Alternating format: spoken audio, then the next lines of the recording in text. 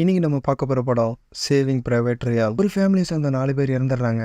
மிச்சம் உள்ள ஒருத்தரையாச்சும் காப்பாற்றணும்னு 8 பேர் சேர்ந்து கிளம்பி போறாங்க. அந்த ஒருத்தரை காப்பாத்தினாங்களா இல்லையா அப்படின்னு சொல்ற படத்தோட பேர் தான் சேவிங் பிரைவேட் ரியான். இந்த கதையை பார்க்கறதுக்கு முன்னாடி இந்த வீடியோ லைக் பண்ணிட்டு மிஸ்டர் மூவி சேனலை சப்ஸ்கிரைப் பண்ணி வச்சுக்கோங்க. அப்பதான் நான் எடுத்துட்டு வர நல்ல நல்ல மூவிஸ் எல்லாம் நீங்களும் பார்க்க முடியும். ஒரு ஃபேமிலி கல்லறிக்க போகுது. ஒரு கல்லறையை மட்டும் பார்த்துட்டு இந்த தாத்தாவை ரொம்ப ஃபீல் பண்றாரு. கதையும் ஓபன் ஆகுது. ஜூன் 6, 1944 ஜெர்மனிக்கும் அமெரிக்காவுக்கும் வார் நடந்துகிட்டு இருந்த காலகட்டம் இது. இப்ப கூட இங்க வார் நடக்க போகுது. இவர் பேர் தான் கேப்டன் மில்லர். கேப்டன் மில்லர்ன்ற பேரை கேள்விப்பட்டதுமே தனுஷ் நடிச்ச கேப்டன் மில்லர் தான் நம்மளுக்கு ஞாபகத்துக்கு வருது இல்ல. இந்த படத்தை பார்த்து இந்த கேரக்டரை பிடிச்ச போய் தான் நம்ம படத்துக்கும் கேப்டன் மில்லர்ன்ற பேரை வைக்கலான்னு இவரும் முடிவு பண்ணாரு. அமெரிக்கன் சோல்ஜர்ஸ் வர்றதை பார்த்த ஜெர்மனி சோல்ஜர்ஸும் இவனுங்களை போட்லயே வச்சு சமாதி பண்ணி சுட ஆரம்பிச்சாங்க. இவங்களும் உயிர் தப்பிச்சா போதும்னு கடல்ல குதிச்சு ஒரு வழியா கரை வந்து சேர்ந்தாங்க. என்னதான் கஷ்டப்பட்டு வந்தாலும் இவங்களை கொன்னே ஆகணும்னு ஜெர்மனி சோல்ஜர்ஸும் சுடுறது நிப்பாட்டல. அண்ட கடுமையா இருந்தாலும் ஒரு வழியா பேட்டில் என்னமோ அமெரிக்கன் சோல்ஜர்ஸ் வின் பண்றாங்க. இப்ப கடலையும் காட்டுறாங்க. ஒரே ரத்த வெள்ளமா இருக்குது. ஆமாங்க,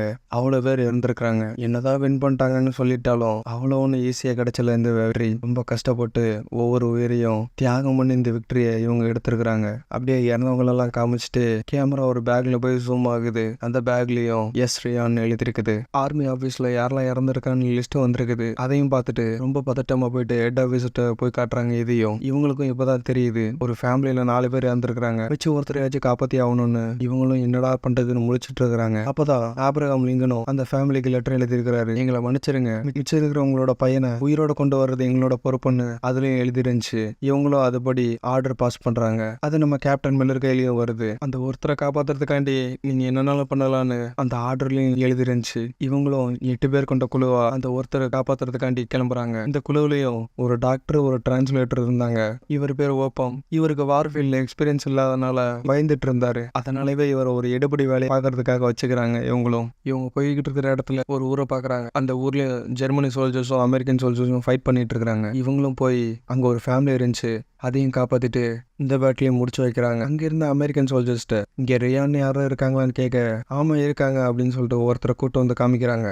அவர்கிட்டயும் சொல்றாரு உன்னோட பிரதர்ஸ் இறந்துட்டாங்க அப்படின்னு இவரும் சொல்றாரு. சொன்னதும் அவரும் ஃபீலிங்காக பேட்டில் உன்னோட பிரதர்ஸ் எல்லாம் இறந்துட்டாங்க அப்படின்னு சொன்னதும் பேட்டில்லையா என்னோட பிரதர்ஸ் ஸ்கூல்ல எல்லாம் படிச்சுட்டு இருக்காங்க அவங்களே சொல்றீங்கன்னு கேட்க அப்பதான் கேப்டன் மில்லருக்கும் தெரியுது நம்ம தேடி வந்து இவ இல்லைன்னு. அன்னைக்கு ராத்திரி அங்கேயே தங்கிக்கிறாங்க. அப்ப யாருக்கும் தூக்கம் வரல. இதை நினைச்சிட்டு எப்படா உயிர் போகுன்ற நினைப்புலயே இவங்களுக்கும் தூக்கம் வரல. ஆனா ஒருத்தர் நல்லா தூங்குறாரு. அதையும் இவங்க பார்த்துட்டு எப்படி அவன் தூங்குறான்னு இவங்கள கேட்டுக்கிறாங்க. தூங்கணும்னு நினைச்சா போதும் தூங்கிடலாம், ஆனா நம்மளுக்கு தூங்கணுன்ற எண்ணமே இல்லையே அப்படின்னு இவங்களும் பேசிக்கிறாங்க. அப்படியே அடுத்த நாள் அடுத்த இடத்துக்கும் போறாங்க. அங்கேயும் ரியான் யாரும் இருக்காங்களான்னு கேட்க ரீசெண்டா நடந்த பேட்டில் இறந்து போனவங்க டேக்ஸ் எல்லாம் இருக்குது, அதுல வேணா செக் பண்ணி பாருங்கன்னு அவங்களும் சொல்ல இவங்களும் செக் பண்ணி பாக்குறாங்க. அவரு ரியான் இருக்குன்னு ஒருத்தரை எடுத்து கொடுக்குறாரு. அந்த பேரை பார்த்தா ரெனின். அப்பதான் தெரியுது அவருக்கு படிக்க தெரியலன்னு. சரின்னு மத்தவங்ககிட்டயே கேக்குறாரு. ரியானை தெரிஞ்ச ஒருத்தர் இங்க இருக்காருன்னு ஒருத்தர் கூட்டு வந்து காட்டுறாங்க. அவர் சண்டையில காதுல அடிபட்டு இருந்ததுனால அவருக்கும் காது கேட்காதனால கத்தி பேச சொல்றாங்க நம்ம கேப்டன் மில்லரையும். இவரும் கத்தி கேட்கிறாரு. அப்ப ஆமா அடுத்த ஃபீல்ட்ல இருக்காரு அவரு அப்படின்னு இவரும் சொல்றாரு. அப்புறம் அந்த இடத்துக்கு தேடி போறாங்க இவங்களும். அப்படி இவங்களும் போயிட்டு இருக்கிற இடத்துல அமெரிக்கன் சோல்ஜர்ஸ் எல்லாம் இறந்து கிடக்குறாங்க. இவங்களும் என்ன ஏதுன்னு பார்க்க ஜெர்மனி சோல்ஜர்ஸ் அங்க இவங்களை கொண்டு இருந்தாங்க. இவங்களும் வெயிட் பண்ணி அவங்களை கொண்டுட்டு போலான்னு ஒரு பிளான் பண்ண இவங்கள ஒருத்தர் நமக்கு எதுக்கு வேண்டாத வம்பு, நம்ம வேணா சுத்தி போயிடலாமான்னு கேட்க கேப்டன் மில்லரும் சொல்றாரு நம்ம போயிடலாம், ஆனா பின்னாடி வர அமெரிக்கன் சோல்ஜர்ஸ் இதுல யாரும் இறந்துடக்கூடாது இல்லையா, அதனால இருக்கிறது நம்மளா இருந்தாலும் பரவாயில்ல, அவங்களை கொண்டுட்டு தான் போகணும்னு இவரும் சொல்றாரு.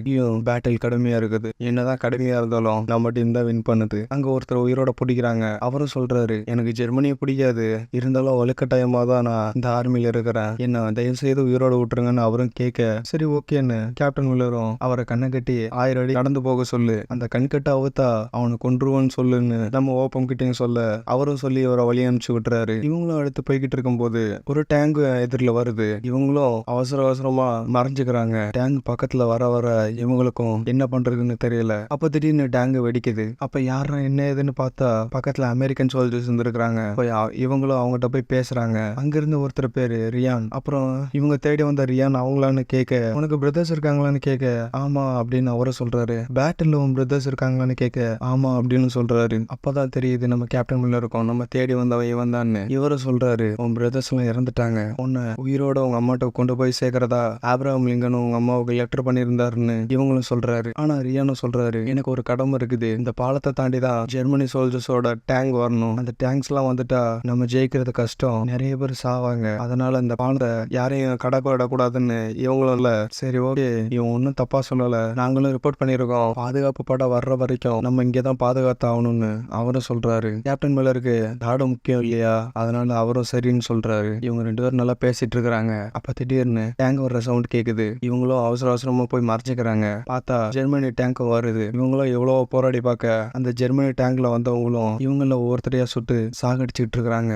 நம்ம ஓப்பமும் மறைஞ்சிருக்கிறான். அவன் கண் முன்னாடியே அவனோட ஃப்ரெண்டையும் கொல்றாங்க. இதை பார்த்து அவனால ஒன்னும் பண்ண முடியல. என்ன பண்றது, இவனுக்கும் பயம் இருக்குது இல்லையா, அவனும் அழுகுறான். அதை பார்த்தா ஜெர்மனி சோல்ஜரும் அப்படியே விட்டுட்டு போறான். இவனுக்கும் அழுகியா வருது, நம்மளால ஒண்ணுமே பண்ண முடியும் நம்ம ஃப்ரெண்டுக்கு அப்படின்னு. ஹீலியம் பேட்டில் கடுமையா நடந்துட்டு இருக்குது. பாம் எடுத்துட்டு போய் இந்த டேங்க்ல போட்டு இந்த டேங்கை வெடிக்க வைக்கலான்னு ஒருத்தன் போறான். அந்த பாம் பக்கத்துல போறதுக்குள்ளயுமே வெடிச்சிருது. அதுலயும் அவன் செத்துறான். எல்லாரோட கவனமும் ரியான் உயிர் மேலதான் இருக்குது. நம்ம செத்தாலும் பரவாயில்ல, அவன் உயிரோட போகணும், அவன் அவங்க அம்மாவோட சந்தோஷமா இருக்கணும்னு இவங்களும் கஷ்டப்பட்டு அவன் உயிரையும் காப்பாற்றணும்னு நினைக்கிறாங்க. கேப்டன் மில்லரும் வேற இடத்துல போய் மறைஞ்சு தாக்கலான்னு போகும்போது கேப்டன் மில்லரையும் சொல்றாங்க. யாரு சுட்டன்னு பார்த்தா கேப்டன் மில்லர் பரிதாபப்பட்டு ஒருத்தன் விட்டுருப்பாரு இல்லையா, அவன் தான் கேப்டன் மில்லரை சுட்டிருப்பான். கேப்டன் மில்லர் ஏத்தி கொண்டதுக்காக டேங்க் வருது. கேப்டன் மில்லரும் கையில இருந்து சின்ன துப்பாக்கியில சுட்டுட்டே இருக்காரு. சின்ன துப்பாக்கியில டேங்க் ஒன்னாகாது இல்லையா, அதனால கேப்டன் மில்லர் சாக போறாருன்னு நம்ம நினைக்கிற தருணத்துல அமெரிக்காவோட பாதுகாப்பு படையும் வருது. திடீர்னு டேங்க் வெடிக்குது. என்னன்னு பார்த்தா நம்ம பாதுகாப்பு படையும் வந்துருச்சு. நம்ம சோல்ஜர்ஸும் வந்து